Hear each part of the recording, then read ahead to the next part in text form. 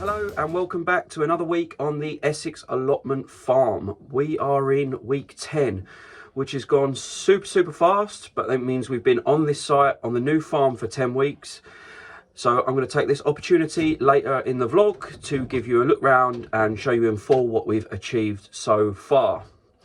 As you've seen, I've got a few bits done this morning, just some organising and pottering around.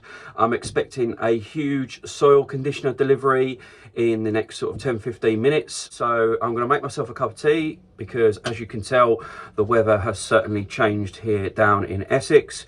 I'm going to warm up, ready for the delivery in the howling wind, and yeah, then crack on with a few jobs.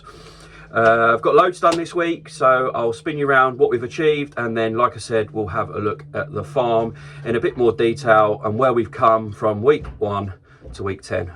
So I hope you enjoy this vlog. If you haven't already, click the subscribe button so you don't miss any vlogs in future, and if you enjoy the content, don't forget to hit the like button. Right, let's jump to it. It's cup of tea time.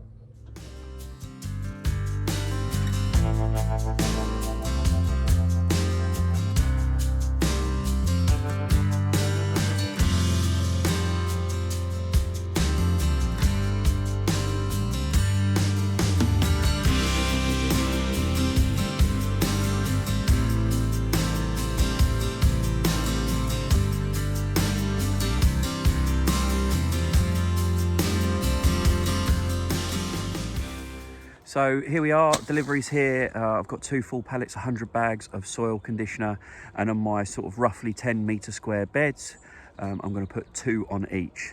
That seems quite a lot. This stuff's really potent, but the soil is pretty rough here. It's been overworked over the years, being an arable farm. It's been ploughed and turned over quite a number of times, so I really need to start working on the nutrients. At this point, I will say a massive thank you to Natural Grower. They gave me a couple of bags of this earlier in the season, which I tried in the very first bed that I put beetroot in. And that beetroot is absolutely flown. I'll show you a snapshot of it in a minute. For this time of year, it's growing really fast, and I've got to put it down to the soil conditioner that I put on the bed. So I got in contact, and they were really kind enough to send me a couple of pallets of their odds and ends, stuff for me to use on and try it on a slightly bigger scale. And I must say, I'm so grateful. I'm really excited to get this down across all of my beds and see on a larger scale, like I said, how effective this can be. It's 100% organic, it's made from maize, so yeah, fantastic stuff to put down on the soil and improve the condition.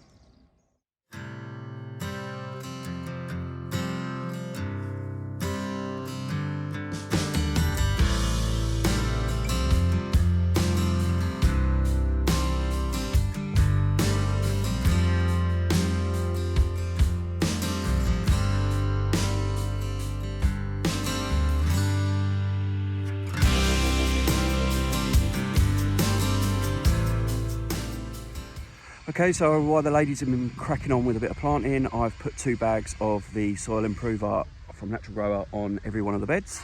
I'll show you a bit of a close-up in a minute. I didn't bother filming it. It's just me tipping out bags of soil improver and raking it in. I'm using it as a bit of a top mulch, so there's nothing more to it than that. As we plant into it, it'll obviously churn it around a little bit more, and the nutrients will soak in and just create that soil activity that we want to get underway in all of these beds ready for next spring. So I'm happy with that. It's a bit of a pain in the arse job, lots of heavy lifting, lots of raking, but it's out the way, and Block A has got 2 bags on every single bed.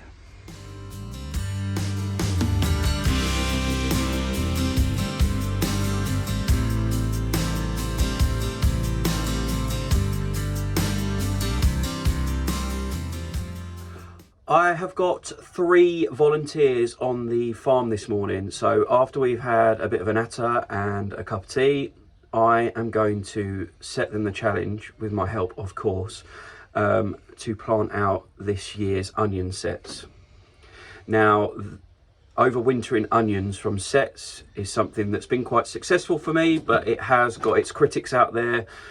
People tend to think that onion sets bolt are a little bit more susceptible to bolting, don't last as long to store, But for me, having an opportunity to grow some small size onions over winter, let them bulb up at the very beginning of summer and late spring, and have that crop in and out the ground and ready and out the way so I can reuse the beds for the rest of the season, is just an opportunity that I can't turn down. Even if I've only got 80-90% success rate in those 2 beds, it's well worth doing for me. So I'll talk to you about what varieties we've got going in. My hands have been tied as far as that is concerned a little bit because I've left it too late to order them. But we are going to be, in the next couple of hours, planting 1,500 onion sets across 2 beds. So let's jump straight into the job.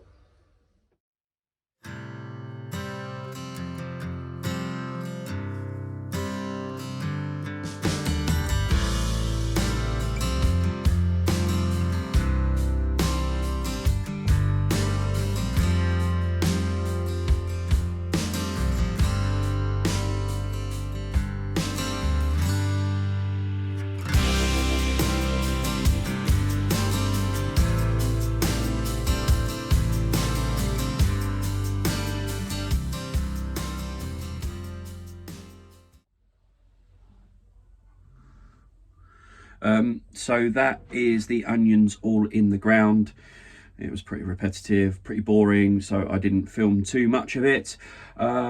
So if you ever watched my blogs or vlogs even before, you'll know that I'm going for super bio-intensive growing. So I need to maximize the amount of crops I can get out of each and every single one of those beds. So for these onion sets, and I plan to harvest them quite small onions, I've only put them 10 centimeters apart and then 15 centimeters apart rows. So they're going to be super close together when they start to bulb up. But it's the first thing that I've grown in this ground. With the fertilizer and soil conditioner that I've put in the ground, I think there's enough nutrients in there for them to survive. And yeah, I'm just going to go for it. Like I said, I can afford a bit of a low success rate on these 2 because really it's a Brucey bonus, and I will be sowing a load of onions by seed to grow bigger onions at a bigger spacing in the spring. I've learnt my first lesson on the farm, or well, it won't be my first lesson, but a big lesson for next season if I grow from onion sets again. And that is that, like the garlic, I'm going to have to order it a hell of a lot earlier. I mentioned that my hands were tied when it comes to varieties, and to get the quantity that I needed, it ended up taking me to 3 or 4 different garden centres to find a garden centre that had any left in stock. Ideally, I would be ordering them online from a wholesale distributor, because if I buy them from garden centres, as much as I like helping garden centres and shopping local, it just eats into my profit margin. Unfortunately, you know, sold at 50 in a pack, when I need to buy 1,500, they are just more expensive to buy, probably 50% more expensive to buy from a garden centre.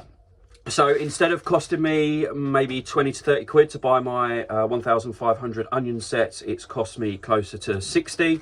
But that, like I said, is a lesson. That is the reality of first year commercial farming on a big scale. And yeah, I'll scribble that down in my notebook and take that into next season. As far as the varieties are concerned, I've gone for electric when it comes to red onions. Again, I had no choice. That's the only thing they had left in bulk. And for brown onions, I've gone for Senshu yellow, or if that's how you pronounce it. You might know better. But like I said, I left it too late. My hands were tired. They were pretty much all sold out at the wholesalers online, and the garden centres were pretty light as well. So lesson learned, big tick. At least they're in the ground, and I won't have to worry about them now until I start weeding them in a few months' time. If you've grown any of these 2 varieties before, let me know how you got on with them in the comments below. That'll really help me out so I know what to expect. I personally haven't grown any of these varieties before. So yeah, next year I need to get onto the wholesale websites a lot earlier and get those onion sets done and dusted and ordered before the mad rush goes and everyone starts thinking about doing it. Lesson learned.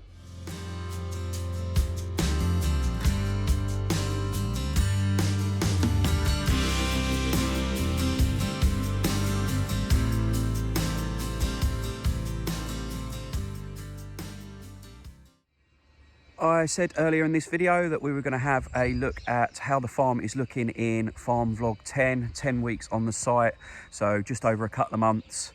I think we've progressed really well, so let me give you a spin round. I'll show you, for those who haven't watched from day one, what the farm looked like 10 weeks ago quickly, and then we will spin round and look where we are now.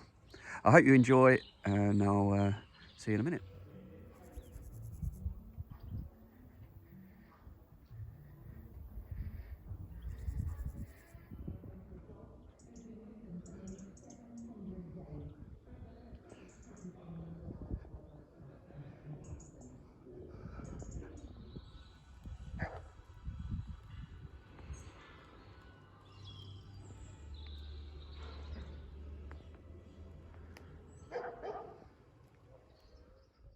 As you walk up to the hub of the farm, this is where I've positioned the shed. I get deliveries dropped off. I've chucked in a little nursery bed over here on the right hand side, and this is the general working and, like I said, hub of the farm. Around the back of the shed is the compost area, and eventually up against the back of this shed there will be a root washing station, which is one of the jobs I've got for this week.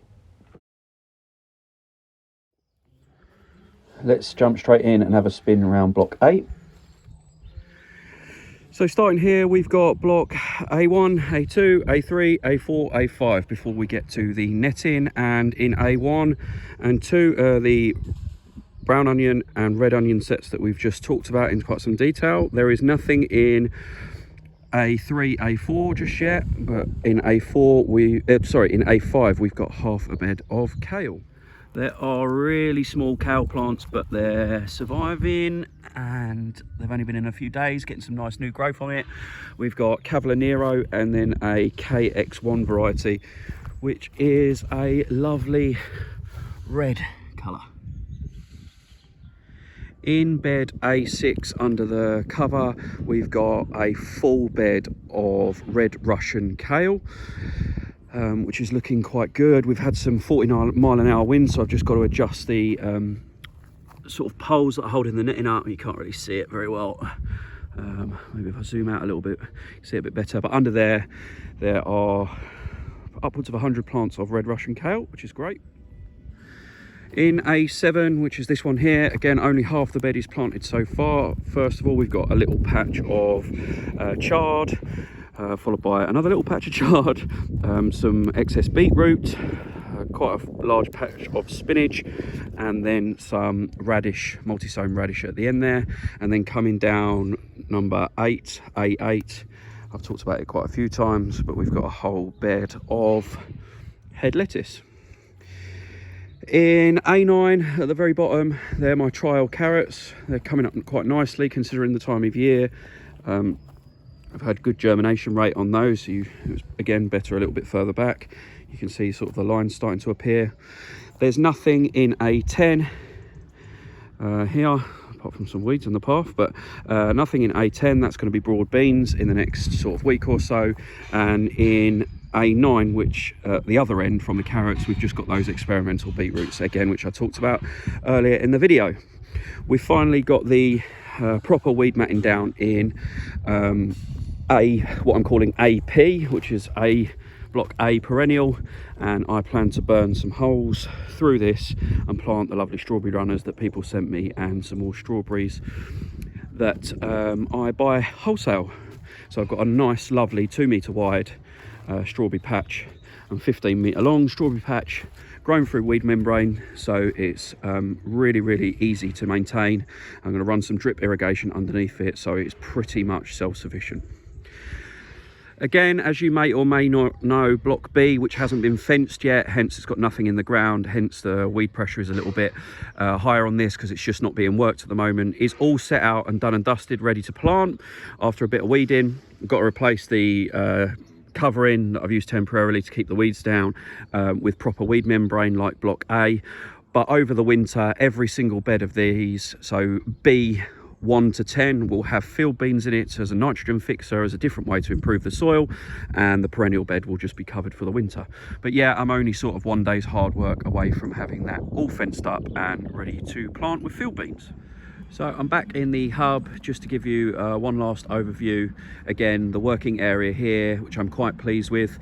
I'll give you a glimpse into what I plan to do with some of these areas that I haven't done. So obviously this is all going to be cleared, and then from the pathway, which is what this membrane will become, across and in front of the nursery bed here will be a lawn, believe it or not, with a couple of benches so that my volunteers and I can enjoy a sit down and a cup of tea or a cold drink when we're working hard. Block A, I mean, we've talked about that quite a bit. The herb bed will carry on being extended outside of the netting, but block A is pretty much done and dusted and all in working order. Block B, not too far away. I've got the space that goes along there that's already been sort of churned over for me, and the plan is to have 2 or 3 more blocks done before spring really hits next year or next growing season. But it was really important to get a couple of blocks done properly, so I can start improving the soil, improving the ground, and getting some of that overwintered vegetables in. As far as other things and future plans, you'll have to wait and see. We've got all sorts in mind, and it's constant dialogue with the landowner as to what I do and when and where it fits with my business plan. But for season 1, as a very minimum, to service the community supported agriculture CSA veg box service, some farmers markets, and some wholesale 5 blocks is a minimum of what I will need. And I've talked about a little bit in the past about how much I expect to produce out of each and every single block.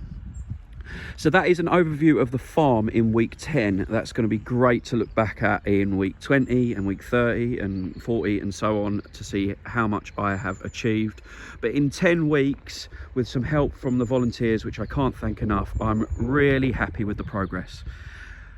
The very first conversation I had with the landowner was that I wasn't planning on starting anything on this site until my current season, trial season, is over.